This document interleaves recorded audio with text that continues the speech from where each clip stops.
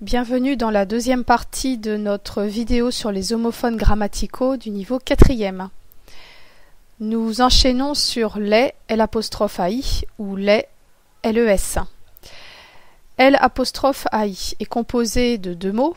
Le premier L' est le pronom personnel, le ou la, et le deuxième élément est le verbe avoir, à la première personne du singulier du présent de l'indicatif. Je l'ai dit ou je l'ai surveillé. On peut le remplacer par l'avait pour le reconnaître et le distinguer de les LES. Effectivement, on aurait pu dire je l'avais dit ou je l'avais surveillé.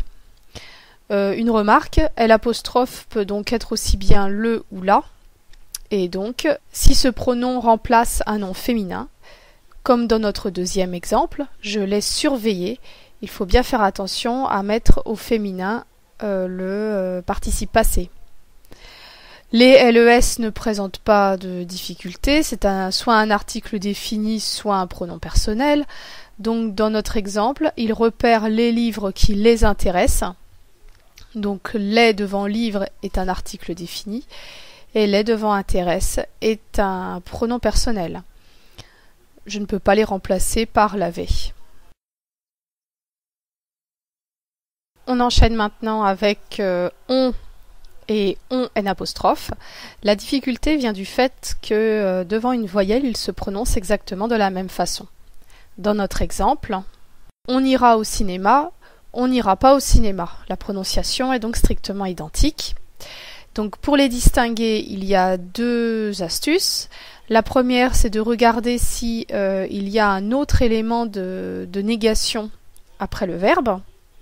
On n'ira pas au cinéma. Je remarque qu'il n'y a pas, donc je vais choisir on avec le N'. Alors que on ira au cinéma, il n'y a pas d'élément de négation ou que, donc on met on tout seul. La deuxième astuce est de remplacer on par il.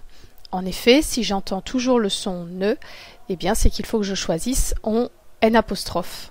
Ce qui va nous donner ici, il ira au cinéma. Je n'entends plus le son ne, donc je choisis on tout seul. Il n'ira pas au cinéma, j'entends toujours le son ne, donc je choisis on N'.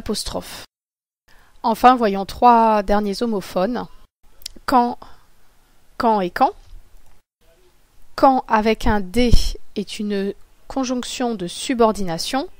Dans l'exemple « Quand tu viendras, téléphone-moi », je peux replacer « quand » par « lorsque »,« quand tu viendras » ou « lorsque tu viendras ». Dans l'exemple « Quand viendras-tu », « quand » est un mot interrogatif, je peux le remplacer par « à quel moment » viendras-tu. Quand Q''en est en fait composé de deux mots, que et en. Ainsi, dans mon exemple, il m'a raconté qu'en ce temps-là, les films n'étaient qu'en noir et blanc. Eh bien, j'ai deux fois cet homophone. Je précise que le que peut être de nature différente, je n'entre pas dans les détails. Et enfin, quand, avec un T, ne fonctionne jamais tout seul. En fait, c'est un groupe prépositionnel qui fonctionne avec A et il signifie en ce qui concerne. Anne joue de la trompette, quant à son frère, il joue du violon. Nous aurions pu dire Anne joue de la trompette, en ce qui concerne son frère, il joue du violon.